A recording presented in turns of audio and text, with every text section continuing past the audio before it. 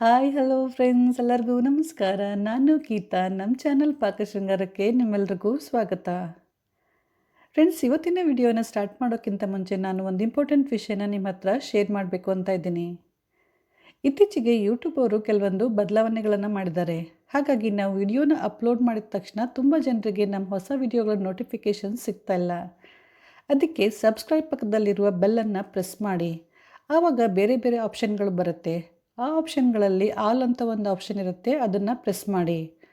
ಆವಾಗ ನಿಮಗೆ ನಮ್ಮೆಲ್ಲ ಹೊಸ ವಿಡಿಯೋಗಳ ನೋಟಿಫಿಕೇಷನ್ ಬರುತ್ತೆ. Thank you. ಫ್ರೆಂಡ್ಸ್, ಇವತ್ತು ನಾನು ಉತ್ತರ ಕರ್ನಾಟಕದ ಒಂದು ವಿಶೇಷವಾದ ಹಳೆ ಕಾಲದ ನಿಂಬೆಹಣ್ಣಿನ ಸ್ವೀಟ್ ಚಟ್ನಿ ರೆಸಿಪಿನ ಶೇರ್ ಮಾಡ್ತಾ ಇದ್ದೀನಿ.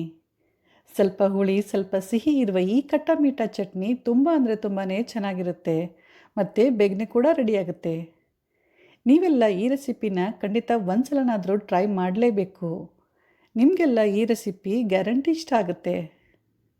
ಈ ನಿಂಬೆಹಣ್ಣಿನ ಚಟ್ನಿನ 6ರಿಂದ 8 ತಿಂಗಳವರೆಗೆ ಗಾಜಿನ ಬಾಟ್ಲು ಅಥವಾ ಭರಣಿಯಲ್ಲಿ ಸ್ಟೋರ್ ಮಾಡಿಟ್ಕೊಂಡು ಯೂಸ್ ಮಾಡ್ಬೋದು. ಈ ಚಟ್ನಿ ಚಪಾತಿ, ರೊಟ್ಟಿ, ರೈಸ್, ಬ್ರೆಡ್ ಮತ್ತು ಪರೋಟ ಜೊತೆ ತಿನ್ನೋಕ್ಕೆ ತುಂಬಾ ಚೆನ್ನಾಗಿರುತ್ತೆ.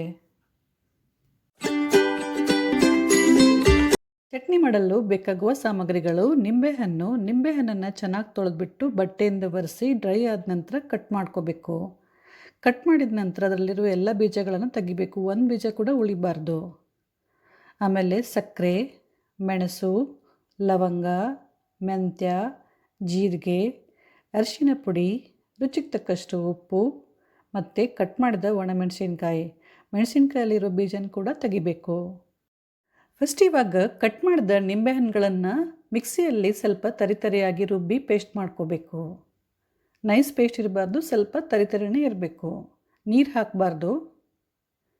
ಫ್ರೆಂಡ್ಸ್, ಒಂದು ವಿಷಯ ನೀವಿಲ್ಲಿ ಗಮನದಲ್ಲಿಡಬೇಕಂತಂದರೆ ನಿಂಬೆಹಣ್ಣನ್ನು ಕಟ್ ಮಾಡಿದ ತಕ್ಷಣ ಎಲ್ಲ ಬೀಜಗಳನ್ನು ತೆಗಿಬೇಕು, ಒಂದು ಬೀಜ ಕೂಡ ಉಳಿಬಾರ್ದು. ಬೀಜ ಉಳಿದ್ರೆ ಚಟ್ನಿ ಕಹಿ ಆಗುತ್ತೆ.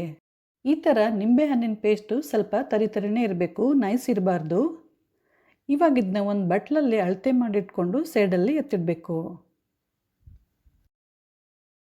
ನೆಕ್ಸ್ಟ್ ಇವಾಗ ಒಂದು ಕಡಾಯಿನ ಬಿಸಿ ಮಾಡೋಕ್ಕೆ ಇಟ್ಬಿಟ್ಟು ಇದರಲ್ಲಿ ಇವಾಗ ಜೀರಿಗೆ, ಮೆಣಸು, ಮೆಂತ್ಯ ಮತ್ತು ಲವಂಗ ಹಾಕಿ ಸಿಮ್ಮಲ್ಲಿ ಸ್ವಲ್ಪ ಹೊತ್ತು ಎಲ್ಲ ಮಸಾಲೆ ಪದಾರ್ಥಗಳನ್ನು ಚೆನ್ನಾಗಿ ಹುರಿಯಿರಿ.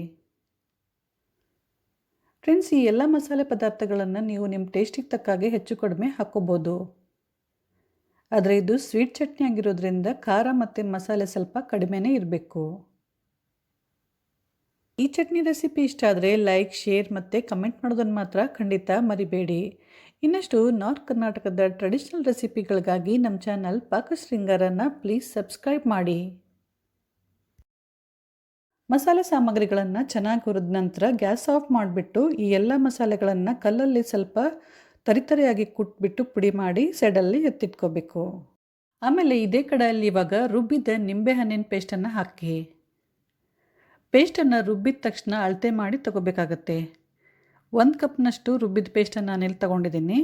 ಅದಕ್ಕೆ 1 ಕಪ್ಪಿಗೆ 1.5 ಕಪ್ನಷ್ಟು ಸಕ್ಕರೆಯನ್ನು ಹಾಕಬೇಕಾಗತ್ತೆ. ಆಮೇಲೆ ಅರಿಶಿನ ಪುಡಿ ಮತ್ತು ರುಚಿಗೆ ತಕ್ಕಷ್ಟು ಉಪ್ಪನ್ನು ಹಾಕಿಬಿಟ್ಟು ಚೆನ್ನಾಗಿ ಮಿಕ್ಸ್ ಮಾಡಿ.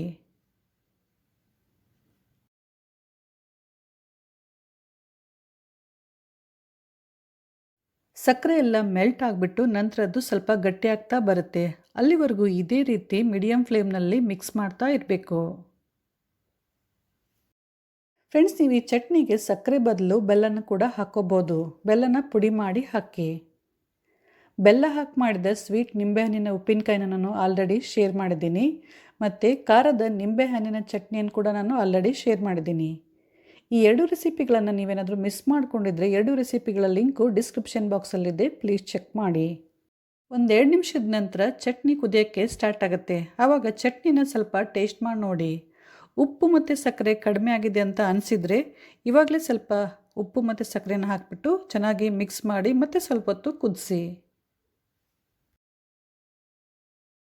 ಆಮೇಲೆ ಆಗಲೇ ರೆಡಿ ಮಾಡಿದ ಮಸಾಲೆ ಪುಡಿ ಮತ್ತು ಒಣಮೆಣಸಿನ್ಕಾಯಿನ ಹಾಕಿ ಮಿಕ್ಸ್ ಮಾಡಿ. ಫ್ರೆಂಡ್ಸ್, ಒಣಮೆಣಸಿನ್ಕಾಯಿ ಬದಲು ನೀವು ಅಚ್ಕಾರದ ಪುಡಿನ ಕೂಡ ಹಾಕ್ಕೋಬೋದು. ಸಕ್ಕರೆ, ಉಪ್ಪು, ಖಾರ ಮತ್ತು ಮಸಾಲೆಗಳನ್ನು ನೀವು ನಿಮ್ಮ ಟೇಸ್ಟಿಗೆ ತಕ್ಕಾಗೆ ಹೆಚ್ಚು ಕಡಿಮೆ ಹಾಕ್ಕೋಬೋದು. ಫ್ರೆಂಡ್ಸ್, ಇವಾಗ ಒಂದು 6 ನಿಮಿಷ ಆಗಿದೆ. ಇವಾಗ ಚಟ್ನಿ ಗಟ್ಟಿಯಾಗಿದೆ. ನೋಡಿ ಈ ಥರ ಕನ್ಸಿಸ್ಟೆನ್ಸಿ ಇರಬೇಕು. ತುಂಬ ಗಟ್ಟಿ ಇರಬಾರ್ದು, ತುಂಬ ತೆಳ್ಳಗೆ ಕೂಡ ಇರಬಾರ್ದು. ಚಟ್ನಿಗೆ ಒಂದು ಶೈನಿಂಗ್ ಲುಕ್ ಬರುತ್ತೆ ಮತ್ತು ಚಟ್ನಿ ಸ್ಟಿಕ್ಕಿ ಸ್ಟಿಕ್ಕಿ ಆಗುತ್ತೆ, ಅಂದರೆ ಅಂಟಂಟಾಗುತ್ತೆ. ಆವಾಗ ಚಟ್ನಿ ರೆಡಿಯಾಗಿದೆ ಅಂತ ಅರ್ಥ. ಆಗ ತಕ್ಷಣ ಗ್ಯಾಸ್ ಆಫ್ ಮಾಡಿ.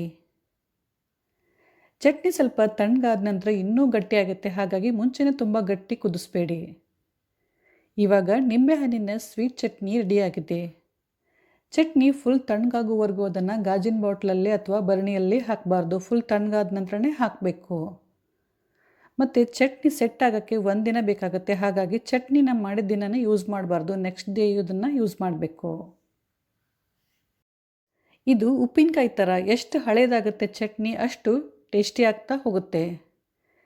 ಚಟ್ನಿನ ಯೂಸ್ ಮಾಡುವಾಗ ಅದರಲ್ಲಿ ಕ್ಲೀನ್ ಮತ್ತು ಡ್ರೈ ಆಗಿರುವ ಸ್ಪೂನನ್ನು ಬಳಸಬೇಕು, ಅಂದ್ರೆ ಚಟ್ನಿ ತುಂಬ ದಿನಗಳವರೆಗೆ ಚೆನ್ನಾಗಿರುತ್ತೆ.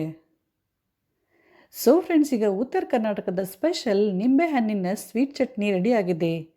ಈ ಚಟ್ನಿ ನಿಮ್ಮೆಲ್ರಿಗೂ ಇಷ್ಟ ಆಗಿದೆ ಅಂತ ಅಂದ್ಕೊಂಡಿದ್ದೀನಿ. ಇಷ್ಟ ಆದರೆ ಲೈಕ್, ಶೇರ್ ಮತ್ತು ಕಮೆಂಟ್ ಮಾಡೋದನ್ನು ಮಾತ್ರ ಖಂಡಿತ ಮರಿಬೇಡಿ. ಇಲ್ಲಿವರೆಗೂ ನಮ್ಮ ಚಾನಲ್ ಪಾಕಶೃಂಗಾರನ ಸಬ್ಸ್ಕ್ರೈಬ್ ಮಾಡಿಲ್ಲ ಅಂದರೆ ಪ್ಲೀಸ್ ಸಬ್ಸ್ಕ್ರೈಬ್ ಮಾಡಿ. ಹೊಸ ವಿಡಿಯೋಗಳ ಅಪ್ಡೇಟಿಗಾಗಿ ಪಕ್ಕದಲ್ಲಿರುವ ಬೆಲ್ಲನ್ನು ಮರೆಯದೆ ಪ್ರೆಸ್ ಮಾಡಿ. Thank you.